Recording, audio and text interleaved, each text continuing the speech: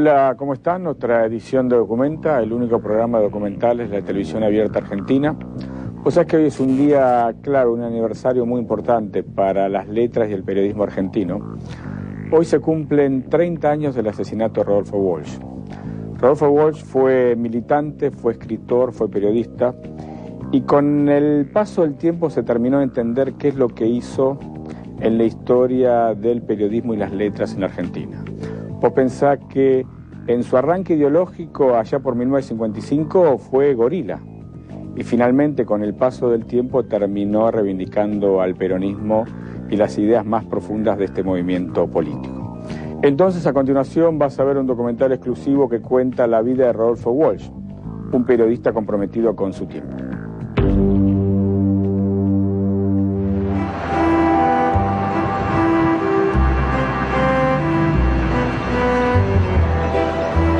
Hay un fusilado que vive. Esa frase que Rodolfo Walsh escuchó mientras jugaba al ajedrez en un bar de La Plata cambiaría la vida del escritor y periodista argentino y lo convertiría en uno de los mejores y más comprometidos autores de la literatura en lengua hispana.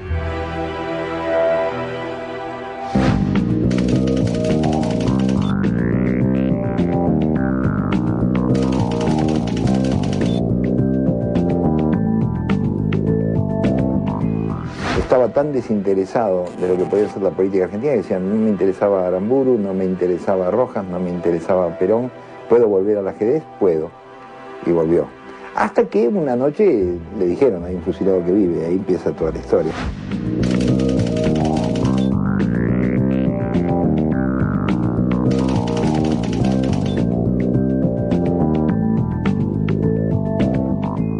Y entonces Walsh, como periodista de raza, como decía él, de algún otro que era, se siente realmente impactado con esta noticia, quiere conocer a ese sobreviviente tan especial y dice que él relata después que queda impresionado con la cara de ese hombre que todavía tiene las marcas de los tiros y con esa mirada perdida.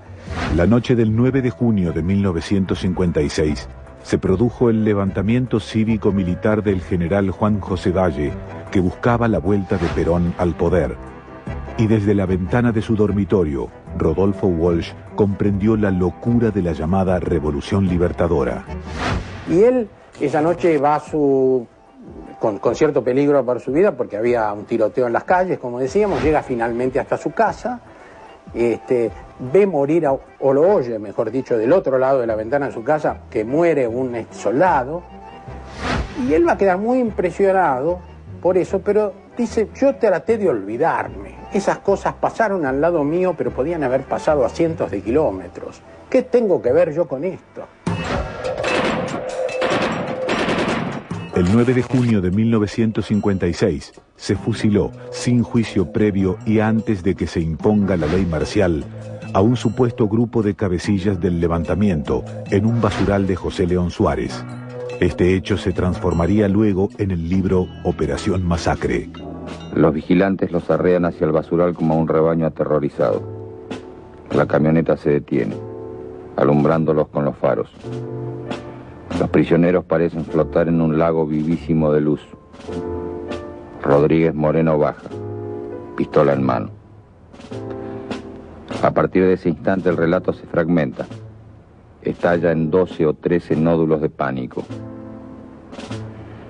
Disparemos, Carranza, dice Gavino. Yo creo que nos matan.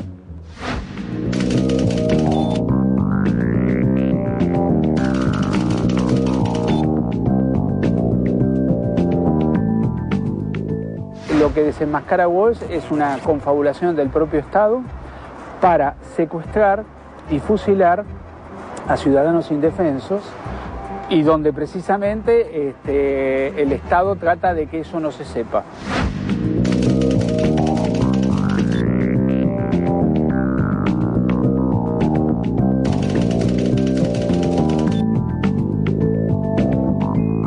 Al año de la Revolución Libertadora, Rodolfo está investigando fusilamientos hechos en la clandestinidad.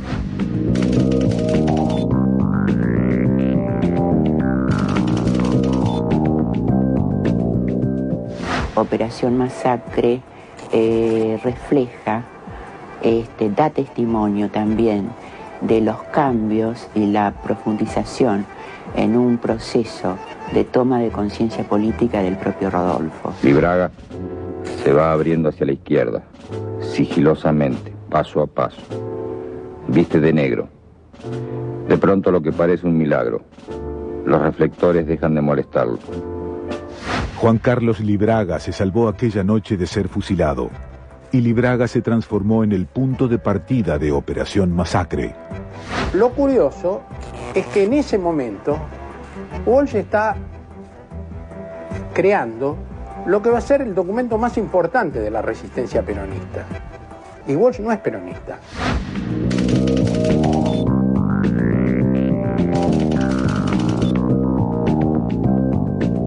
Operación Masacre cambió su vida, naturalmente cambió su vida y cambió la vida de toda la familia, porque a raíz de las denuncias periodísticas y de las consecuencias de esas denuncias periodísticas, a mi padre lo empiezan a buscar, lo empiezan a perseguir. Él estaba convencido que iba a ganar un premio al periodismo, digamos, por la investigación que había hecho.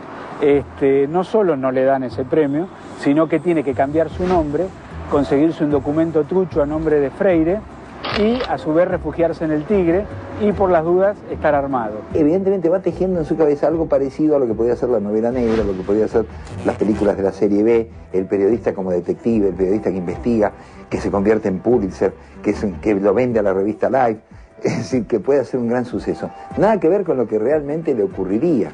Él va a decir, escribo este libro para que actúe. Y el libro actúa, o sea, la denuncia publicada como Operación Masacre actúa porque logra una enorme ola de indignación cuando se conoce lo que la Revolución Libertadora ha hecho en aquel basural de José León Suárez. Y entonces empieza a llamársela la Revolución Fusiladora, o sea que el libro actúa. Vos sabés que a partir del testimonio de Patricia Walsh, que es la hija de Rodolfo Walsh, hay algunas cosas interesantes para remarcar. En principio, el impacto de la literatura y el periodismo mezclados en sus dosis más correctas, que provocan hechos sociales. Lo que decía Patricia Walsh, ya no era la revolución libertadora, sino la revolución fusiladora. Ese es un punto a tener en cuenta. Lo segundo, vos sabés que hay una nueva tendencia en el periodismo que se llamó precisamente nuevo periodismo a partir de un escritor llamado Truman Capote, que escribió un libro muy conocido que se llama Sangre Fría. Fíjate lo interesante de Rodolfo Walsh. Rodolfo Walsh aplica las reglas básicas del nuevo periodismo con Operación Masacre antes de Truman Capote. Y eso sucedió en la Argentina precisamente con la obra de Walsh. A continuación lo que vas a ver es cómo Rodolfo Walsh sigue mezclando la literatura y el periodismo, pero empieza a surgir su faz más importante de los últimos tiempos. Esto es el Rodolfo Walsh militante. Y vas a encontrarte con una historia muy interesante vinculada a la Revolución Cubana y cómo Rodolfo Walsh, a partir de su inteligencia y del conocimiento, le da a la Revolución Cubana una de sus victorias más esplendorosas a principios de la década del 60. La revolución libertadora de Pedro Eugenio Aramburu seguía matando. El 13 de junio de 1957 se produjo, por orden del general Juan Constantino Quaranta, el asesinato de Marcos Satanovsky, abogado del diario La Razón. Había una situación muy curiosa con el diario La Razón, que durante el gobierno peronista no había sido comprado como otros diarios por la cadena estatal, pero había una caución de acciones. Entonces después, cuando el gobierno de la Libertadora revocó esta situación, no quedaba claro si el propietario anterior, que era Peralta Ramos, tenía derecho sobre el diario o no lo tenía. Satanovsky era abogado de Peralta Ramos y de alguna manera el crimen de Satanovsky fue una forma brutal de presionarlo a Peralta Ramos. Y había una conspiración de un grupo de militares de los servicios de inteligencia para apoderarse de las acciones que demostraban la propiedad del diario. Fue la pesada de la CIDE la que se encargó de remover el principal obstáculo a las inquietudes periodísticas de Quaranta, el defensor de Peralta Ramos, Marcos Satanovsky. Y ahí entonces hacemos el primer trabajo juntos, Rodolfo y yo, que es la investigación del asesinato del abogado Satanowski. Se creó una comisión parlamentaria, Rodolfo mantuvo su independencia y hubo un nexo entre la comisión parlamentaria y Rodolfo. Ese nexo era yo.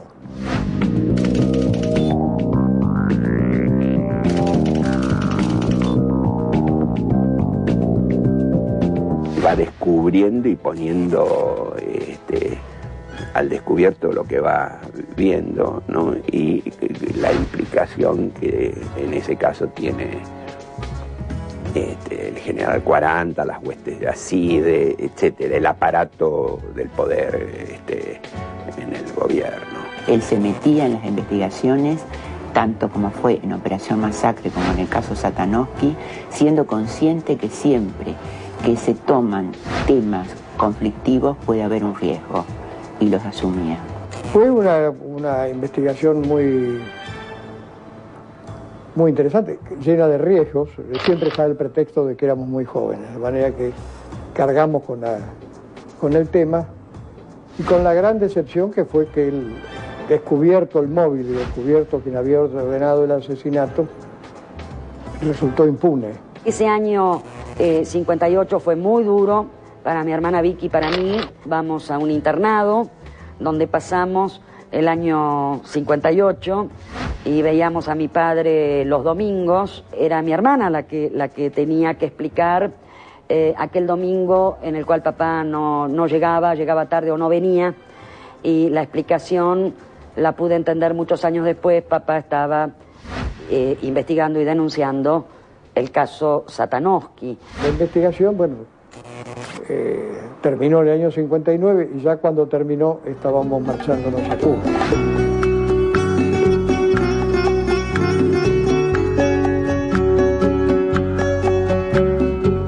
Con el triunfo de la Revolución Cubana en enero de 1959, se hizo imprescindible en la isla una agencia de noticias.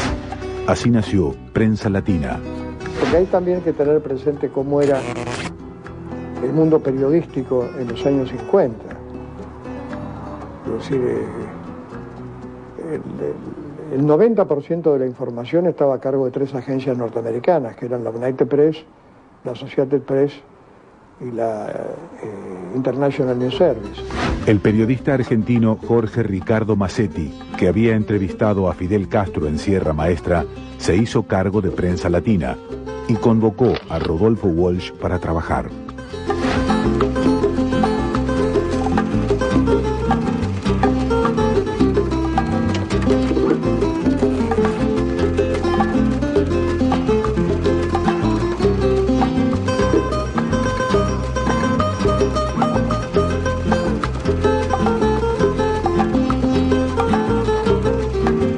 Va a La Habana, esa Habana inaugural, esa revolución recién estrenada en 1951, donde, como él dice, por ahí la presencia de un guajiro en la puerta indicaba que el Che estaba charlando en su oficina con Massetti.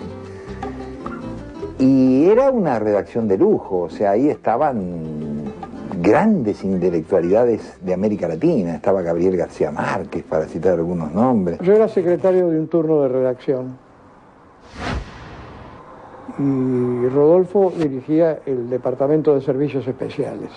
Mi padre nos escribía diciéndonos que Fidel era más simpático que Frondizi. Claro, eran cartas a 2 nenas, sus hijas, y nos explicaba que allí había jóvenes barbudos que hacían una revolución y que él estaba trabajando como periodista y estaba defendiendo esa revolución. Entre las tareas que realizó Walsh para Prensa Latina, hubo una que torció el rumbo de la historia. Walsh una noche ve un cable de una agencia de noticias que se llamaba Tropical Cable, que venía lleno de números, de lista de números. Entonces Walsh dice, esto es una clave, esto es un mensaje en clave. Pusieron un canasto y salía papel todo el tiempo, pero indescifrable. Indescifrable para las personas normales, no para Rodolfo. Se van a estudiar criptografía, cómo se descifra un mensaje, y lo descifra. Era un mensaje de la CIA, enviado desde Guatemala a la sede central en Estados Unidos, donde, enviado desde la hacienda de Ruta de Leu, la hacienda donde se entrenaban nada menos que los cubanos mercenarios de la CIA, que iban a participar en la invasión, más tarde, en la invasión de Bahía de los Cochinos. Con la certeza de los datos obtenidos por Rodolfo Walsh, se comenzó a preparar en Cuba la forma de repeler la invasión que buscaba derrocar al gobierno de Castro. Las tropas adiestradas por la CIA intentaron de todos modos el desembarco el 17 de abril de 1961. 3 días después fueron derrotadas, pero Walsh ya había abandonado Cuba un mes antes. Algunos dirigentes del viejo Partido Comunista querían imponer un control más férreo, más absoluto sobre el aparato cultural, y entonces desconfiaban de Massetti, que era un hombre que no tenía nada que ver con la ortodoxia marxista. De vuelta en la Argentina, Walsh continuó con sus investigaciones periodísticas. Lo obsesionaba un tema: el derrotero del cadáver de Eva Perón, robado de la CGT por la cúpula de la Revolución Libertadora. El por entonces jefe del Servicio de Inteligencia del Ejército, Carlos Eugenio Muri Koenig, había retenido el cuerpo de Evita durante los primeros meses. Era el entrevistado ideal. Él no necesariamente estaba pensando en un cuento. Es más probable pensar que como periodista estaba queriendo obtener un dato, digamos, fundamental, valiosísimo, que le permitiera buscar el cadáver de Evita y avanzar en esa investigación. Y a partir de esa entrevista que tiene con Koenig, él hace ese famoso cuento que es esa mujer. Evita no aparece nunca nombrada. Pero como había dicho Borges en algún texto, no hay manera más escandalosa de nombrar a alguien que omitirlo de manera evidente. Cuando todos sabemos de lo que se está hablando, pero no se lo nombra, llega un momento que es insoportable esta situación. Tal vez va a preguntarme quién soy, qué hago ahí. Y mientras salgo derrotado, pensando que tendré que volver o que no volveré nunca, mientras sé que ya no me interesa y que justamente no moveré un dedo, ni siquiera en un mapa, la voz del coronel me alcanza como una revelación. Es mía, dice simplemente. Esa mujer es mía. A mediados de los 60, Rodolfo Walsh encararía una nueva investigación. Augusto Bandor, líder de la CGT, quería un peronismo sin Perón. Los gremios más combativos peleaban por la vuelta del caudillo. En esa confrontación, el 13 de mayo de 1966, una pizzería de Avellaneda, La Real, fue escenario de un crimen, el del miembro de la UOM y leal a Bandor, Rosendo García. Y Walsh logra probar, igual que había hecho antes con la Operación Masacre, que no había habido tal enfrentamiento. En realidad había sido un ataque brutal de los bandoristas, armados, fuertemente armados. Rodolfo Walsh se toma el trabajo de entrevistar a los sobrevivientes, hacer pericias en el lugar y descubrir que los propios tiros que matan a Rosendo García parten del mismo grupo de él y no, como se pensaba, del grupo de ese peronismo combativo. Yo creo que a Rodolfo le interesó el crimen de Rosendo porque era como una expresión redonda de lo que era el pistolerismo sindical de la época. Las investigaciones del asesinato de Rosendo García comenzaron a aparecer en el periódico de la CGT de los argentinos, una escisión liderada por el sindicalista Raimundo Ongaro. Walsh era el director de ese diario. Rodolfo había ido a Madrid, había estado con Perón, Perón le había presentado a Ongaro, y de esa reunión salió el proyecto del periódico.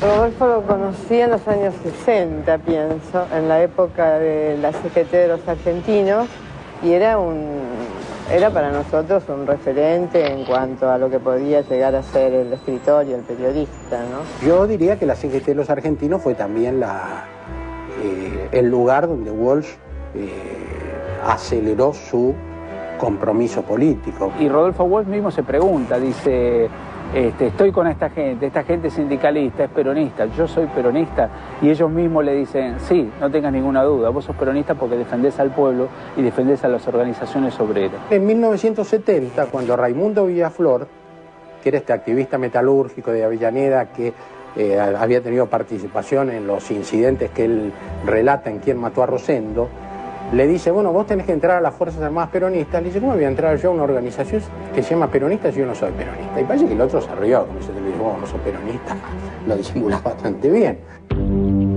Lo que pasa es que en realidad vos y yo vamos a coincidir. Si ahora en el 2007 vos pedís una definición de qué es ser peronista, y es bastante complejo, ¿no? Vos pensás que el peronismo como tal empezó a surgir aquel 17 de octubre de 1945.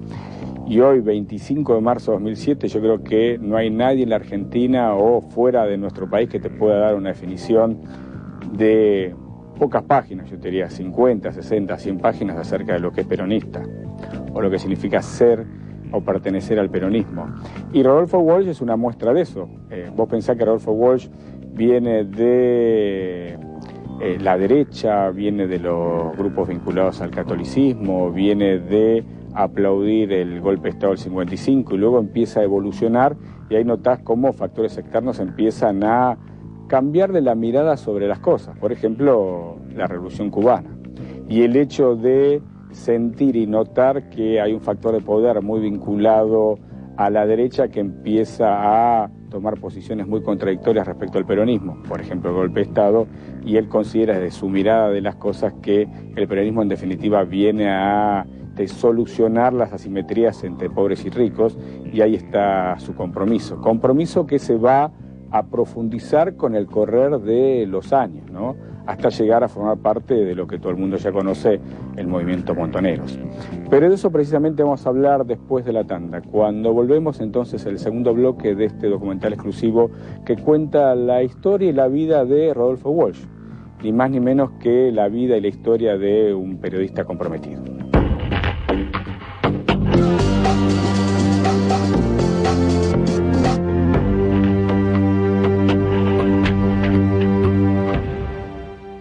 Arrancamos el segundo bloque de esta nueva emisión de Documenta. Hoy estamos poniendo al aire un documental exclusivo que cuenta la vida de Rodolfo Walsh. Vos pensás que un día como hoy, hace 30 años, Rodolfo Walsh desaparecía. Era secuestrado por un grupo de tareas de la Armada Argentina. Lo que vas a ver a continuación en este segundo bloque es cómo Rodolfo Walsh termina de involucrarse en los movimientos políticos de izquierda dentro del justicialismo, cómo forma parte de la resistencia peronista a la dictadura de Onganía, cómo trabaja para el regreso de Perón a la Argentina y cómo se involucra en definitiva en el gobierno de Héctor J. Cámpora. Eso es lo que vas a ver a continuación. En definitiva, el final de una vida asignada por el compromiso, las letras y el periodismo. La vida de Rodolfo Walsh. La dictadura que había arrancado en 1966 con Juan Carlos Onganía estaba a punto de terminar con Alejandro Agustín Lanusse en 1973. El Frente Justicialista de Liberación, con Héctor Cámpora como candidato a la presidencia, había triunfado sin necesidad de segunda vuelta. Rodolfo Walsh supo dónde estaba su lugar. Se vuelca hacia la literatura más politizada, hasta que ya en una elección final deja de lado la literatura totalmente o casi totalmente para hacer apenas el periodismo de denuncia, pero muy muy unido, vinculado estrechamente a su militancia política. Pasa a la FARC y finalmente cuando se fusionan la FARC con Montoneros, a Montoneros. En todas ellas, ¿qué hace? Desarrolla lo que había aprendido solo, como autodidacta, en Cuba, cuando descifró el mensaje de la CIA. Y comienza a crear aparatos de inteligencia. Quiere cambiar su vida y se cuestiona lo que todavía considera que son los aspectos que no ha podido cambiar. Al mismo tiempo es un gran escritor y entonces también se cuestiona como escritor y dice, ¿yo qué estoy escribiendo? ¿Para quién escribo? ¿Para qué sirve lo que escribo? En noviembre del 73 hacemos el Diario de Noticias, del cual yo digo siempre, no por falsa modestia, que figuraba como director, pero no era el director, era un grupo muy importante de periodistas militantes. Bueno, estaba Rodolfo Walsh, estaba Juan Gelman, estaba Horacio Berbisky, estaba Paco Urondo, estaba yo, bueno, era yo diría que era el seleccionado nacional, eran un poco las primeras espadas periodísticas de la época. Y era una redacción muy numerosa. Y allí compartí esa experiencia con mi padre y empecé a trabajar en una sección, que era la sección policiales, donde él era el jefe.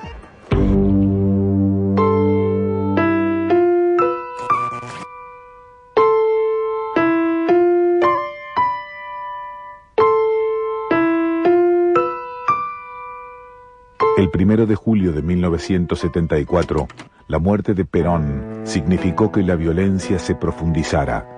Rodolfo Walsh fue el encargado de escribir la necrológica. Entonces, el autor de Operación Masacre se calzó las gafas y escribió 8 memorables líneas que daban la síntesis perfecta de lo que había sido Perón, como figura controvertida.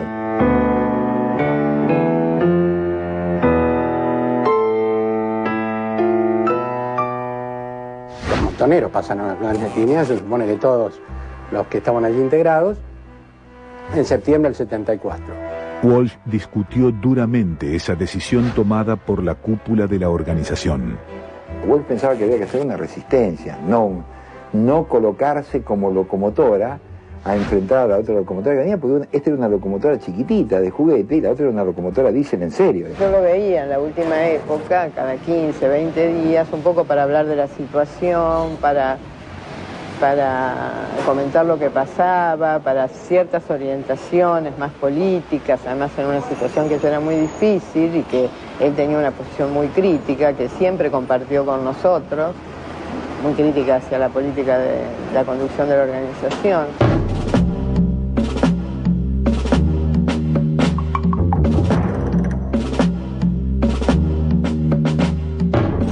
Una vez ocurrido el golpe militar, Rodolfo Walsh, si bien sigue militando en Montoneros y tiene una participación activa en la resistencia a esa dictadura militar, no está de acuerdo, digamos, con la política que genera la conducción nacional de Montoneros, porque piensa que aparato militar contra aparato militar tienen toda la de perder el aparato militar, el Ejército Popular. A mediados de 1976, Rodolfo Walsh formó ANCLA, Agencia de Noticias Clandestina, donde denunciaba los arrestos ilegales, las torturas y las desapariciones llevadas a cabo por la dictadura militar. Y eran en general informaciones que se mandaban a los diarios, se mandaban a corresponsales extranjeros, que se sacaban al exterior. Mi vinculación a ANCLA vino de algún modo por un encuentro medio casual.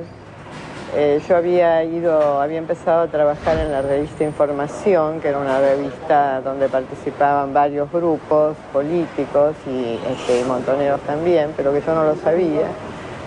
Y ahí me encontré con Rodolfo y él me propuso ir a trabajar con él. Juega con ese nombre de ANCLA porque les quiere hacer creer a los militares que es un servicio de inteligencia de la Marina o algo por el estilo que denuncia al sector de ejército y genera esa controversia y esa lucha entre ellos. El objetivo era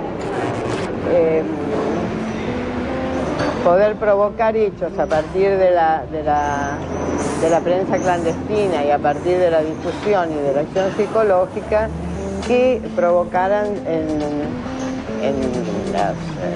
las fuerzas represivas y en los sectores gobernantes ciertas fracturas. Él apostaba a poder zafar del cerco represivo y su apuesta era poder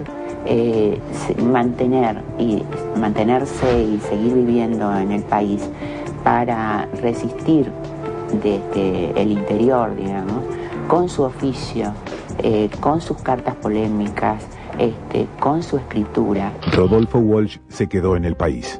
También se quedó su hija mayor, María Victoria, Tiki, que moriría el 29 de septiembre de 1976. Tiki Walsh integraba en ese momento la conducción de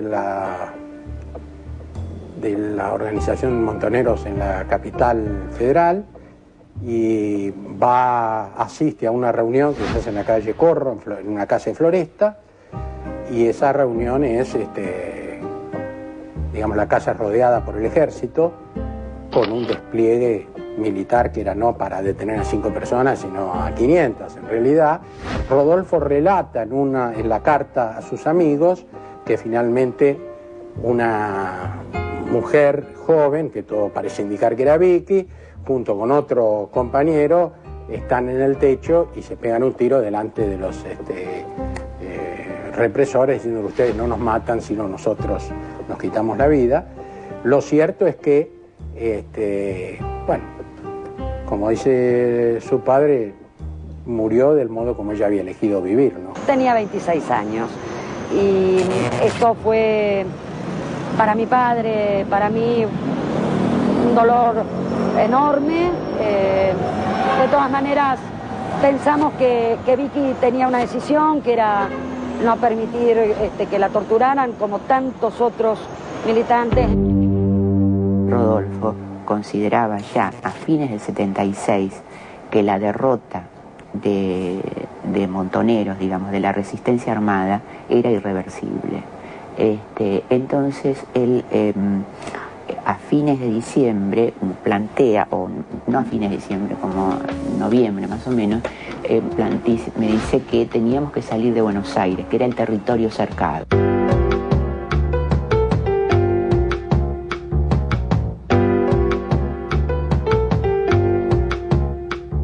Y de algún modo él pone en práctica lo mismo que sugiere que la organización haga. Entonces él mismo también reduce la frecuencia de sus contactos con la estructura de la organización, se va a vivir a las afueras de la capital, en San Vicente, donde alquilan una casa con su compañera de entonces, con Lilia. Así llegamos a San Vicente y encontramos esa casita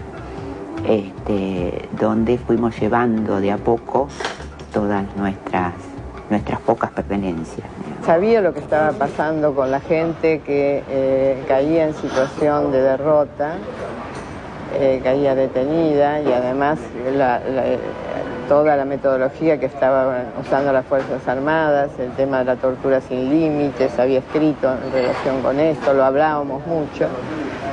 Y él tenía la idea, y lo decía, de que caer vivo en esas condiciones era perder la mitad de la batalla. La última vez que vi a mi padre fue el 24 de diciembre, Nochebuena. Pasamos juntos la Nochebuena y allí hablamos muchas horas. Él ya estaba pensando en escribir la carta abierta a la Junta Militar. A punto de cumplirse un año del golpe de Estado, Walsh decidió escribir su carta abierta a la Junta Militar. A fines de diciembre la estructura ya estaba definida y de diciembre a marzo fue todo el trabajo de escritura de la carta, que en realidad fue el 9 de enero del 77, el día en que cumplió 50 años, en que decidió hacer una apuesta y me dijo: la apuesta es que para el 24 de marzo, cuando se cumple un año del gobierno militar, quiero empezar a difundir la carta abierta y terminar también el cuento Juan se iba por el río. Yo creo que Rodolfo tuvo en ese momento la idea de que él podía volver a ser un analista político, digamos. Yo había leído el borrador de la carta en un encuentro con él unos 10 días antes de que él cayera, 8 o 10 días antes. Él había llevado el borrador de la carta a la Junta que estaba escribiendo y que estaba muy contento de que le iba a firmar. Él iba a escribir porque de algún modo era reasumirse como Rodolfo Walsh, ¿no? Estas son las reflexiones que en el primer aniversario de su infausto gobierno he querido hacer llegar a los miembros de esa Junta, sin esperanza de ser escuchado, con la certeza de ser perseguido, pero fiel al compromiso que asumí hace mucho tiempo de dar testimonio en momentos difíciles. Rodolfo Walsh, cédula de identidad 2.845.022, Buenos Aires, 24 de marzo de 1977. Te propongo un ejercicio intelectual y yo te diría hasta histórico. Ubicate en el tiempo, en ese momento, un 25 de marzo de 1977, cuando desaparece Rodolfo Walsh. Previo a su desaparición, Rodolfo Walsh da a conocer a una carta abierta a la Junta Militar qué es lo que estaba pasando en la Argentina, qué sucedía en los campos de concentración, qué pasaba con la clase obrera, qué nos ocurría a todos nosotros con las libertades públicas, cómo la gente desaparecía, cómo eran torturadas, y en definitiva exhibía en esa carta abierta el drama argentino bajo una dictadura militar. Se ha conjeturado mucho respecto a si Rodolfo Walsh sabía o no que iba a enfrentarse con la muerte. En definitiva, hoy Rodolfo Walsh está desaparecido y lo que podemos rescatar es que él tenía la información y la ofreció al público, aquellos que podían leerla en la Argentina y aquellos que sin ninguna duda iban a leerla en el exterior, en Estados Unidos, en Europa, en América. En definitiva, Rodolfo Walsh terminó de contribuir a demostrar que en la Argentina había una dictadura militar, que acá se estaba matando a la gente y que en definitiva el plan económico no era tan bueno como supuestamente aparecía. Lo que vas a ver entonces a continuación es casi el epílogo, el final de una vida signada por el compromiso y el periodismo. De eso se trata. Rodolfo Walsh salió con su esposa, Lilia Ferreira, de su casa en San Vicente la mañana del 25 de marzo de 1977. La noche del 24 de marzo festejamos haber ganado la apuesta. Sobre la angosta mesa de madera en la que trabajaba y despejábamos para comer, estaban las primeras copias de la carta a la Junta y también el cuento Juan se iba por el río pasado en limpio. Salimos, estuvimos bajo el cielo, bueno, fue una noche era una noche cálida, muy hermosa, y Rodolfo estaba muy contento. El día siguiente nos levantamos, desayunamos, tomamos un cafecito y dejamos todo listo porque al día siguiente yo iba a venir con su hija Patricia, su marido y sus 2 hijos, un bebé recién nacido, para comer un asado con nosotros. Y salimos de la casita para tomar el tren de las 12 ahí en la estación de San Vicente. Ya casi había llegado el tren, subimos al tren, e incluso estábamos muy contentos porque habíamos ganado la apuesta, habíamos arreglado la casa, y íbamos con las primeras copias de la carta a la Junta. Incluso en el tren siempre íbamos agarrados de la mano y las vías pasaban por detrás del terreno donde estaba la casita y Rodolfo me cantaba una canción correntina porque le gustaba la música popular. Y me cantaba chacarera, chacarerita, no sé qué, y así llegamos un poco cantando, un poco riéndonos a la estación de Constitución.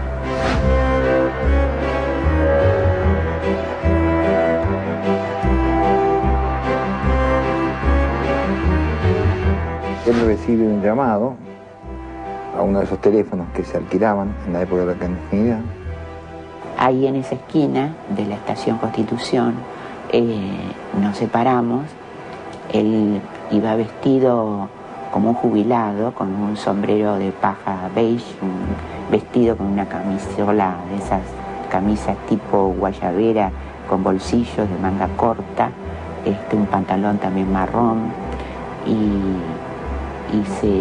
al cruzar se dio vuelta, se sonrió, levantó la mano y yo lo miré y nos reímos también, y lo último que le dije fue: no te olvides de regar las lechugas.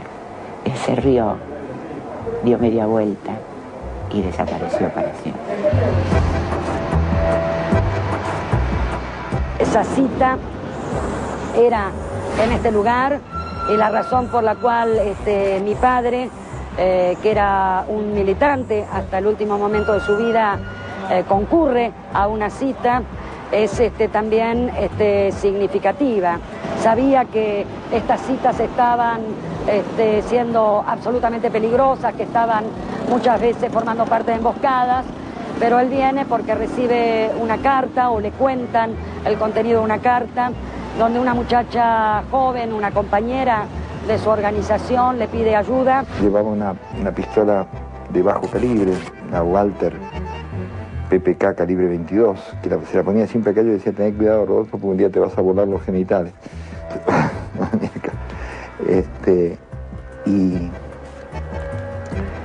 Y va a la cita, ahí que era por San Juan, ¿no es cierto?, Entre Ríos. Alfredo Astiz, que estaba en ese grupo de tareas, 3-3, la idea era taclearlo.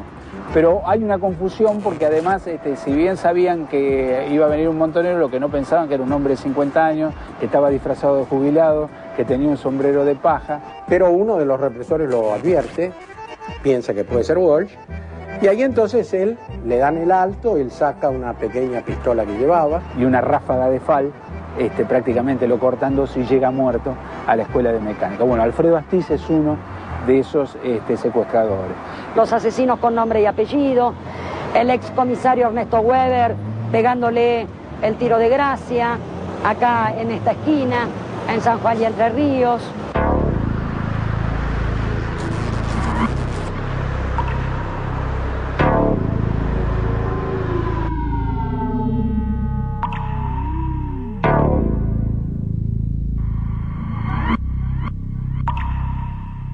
El cuerpo sin vida de Rodolfo Walsh fue trasladado a la Escuela de Mecánica de la Armada. A mí me detienen, a mí me detuvieron en junio del 77.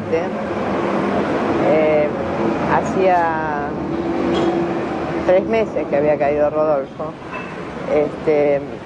Yo estaba convencida de que si Rodolfo había caído no nos esperaba un destino demasiado diferente. El subcomisario Weber, cuando llega a la escuela mecánica, va a comentar: este hijo de puta no se caía, lo acribillábamos a balazos y seguía parado, ¿no?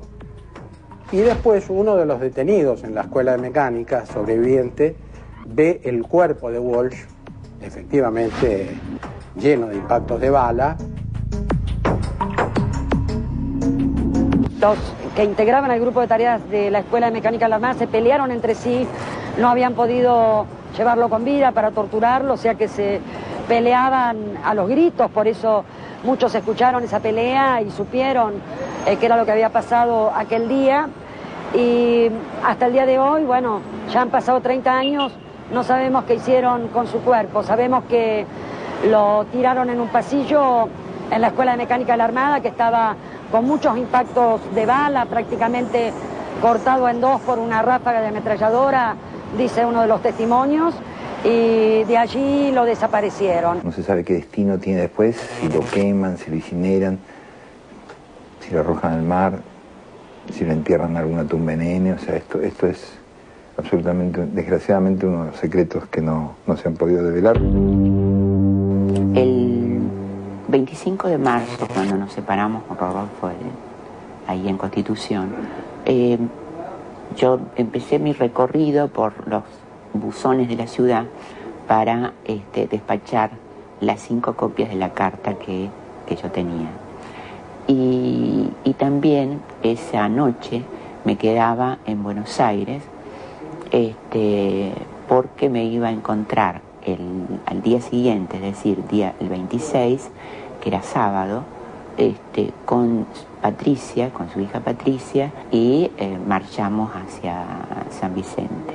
Iba manejando yo y al entrar a San Vicente, quizá para evitar pasar por la calle principal, torcí el volante en una esquina para entrar en una calle de tierra, calculando que más o menos iba a desembocar en la esquina de nuestra casita. Y así fue. Y paro el auto y hubo algo extraño. Creo que ahora, en mi memoria, lo extraño que sentí fue el silencio. Y entonces les dije a Patricia, a su marido, a Jorge, que se quedaran en el auto. Entonces entro, camino y empiezo a ver que en el pasto había cosas tiradas, como bolsas, y tuve un primer momento como de, bueno, pero ¿qué hizo Rodolfo? ¿Cómo? ¿Acá hubo una tormenta? ¿Qué pasó? Pues, ¿cómo? Estaba todo tan prolijo, tan lindo, ¿cómo? Pero esto es fugaz, ¿no? Y sigo caminando. Cuando llego frente a la casita la veo sin ventanas, sin nada, y las paredes totalmente destruidas, perforadas por impactos, digamos, de arma de grueso calibre, evidentemente. Y además no había nada. Es decir, me asomo y el piso de ladrillos estaba... nada, no había, estaba todo, las paredes destruidas, no había nada. Y bueno, ahí yo pegué media vuelta y salí corriendo. Dije, no, vamos de acá. Y que además había sido allanada su casa y ahí había muchos cosas personales y papeles de Walsh. En la casita de San Vicente estaba el material inédito de Rodolfo, lo que había escrito durante todos los años de clandestinidad, de militancia. En la parte más alta de la ESMA estaba yo, pero después, cuando me pasaron a otro piso donde había una biblioteca, ahí encontré muchos papeles, cosas de Walsh, pero eran de la casa, notoriamente, eran boletas de la luz, cosas de ese tipo. Había un telegrama de felicitación para un cumpleaños de una amiga personal de él. Bueno, cosas de ese tipo, pero no encontré otros materiales. Después, en otro momento, encontré una carpeta que no sé muy bien por qué estaba ahí, tampoco pregunté demasiado, una carpeta donde había varios documentos, de los documentos de los que después se publicaron como papeles de Walsh. Algunos eran documentos internos, políticos de la última época, y otras eran como especie de cartas personales. Entonces, que estaban en una carpeta, en folios. Entonces ahí vi la carta a Vicky que escribió, no sé si se llamaba la carta a Vicky, pero decía querida Vicky o algo así, que era la carta que escribió cuando se enteró de la muerte de su hija, y la saqué. Fue en este barrio, en estas calles, no sé el lugar exacto, pero sé que fue aquí. Y bueno, han pasado 30 años y todavía esperamos que los asesinos estén condenados y que cumplan su condena. Estamos terminando esta nueva edición de Documenta, hoy un homenaje a Rodolfo Walsh. Vos pensás que un día como hoy lo secuestraban, el 25 de marzo de 1977. Hay una frase básica que lo vincula en definitiva a la historia del periodismo. Esto tiene que ver con: hay un fusilado que vive. A partir de ahí, de ese conocimiento, Rodolfo Walsh empieza a hilvanar lo que luego fue una obra básica de la literatura y el periodismo nacional, que es Operación Masacre. Luego uno puede irse a la literatura y a la política y acordarse del cuento corto que vincula a Eva Perón, esa mujer, el desagrado con que la aristocracia asumía a quien en definitiva hoy sigue siendo un ícono de los movimientos populares argentinos.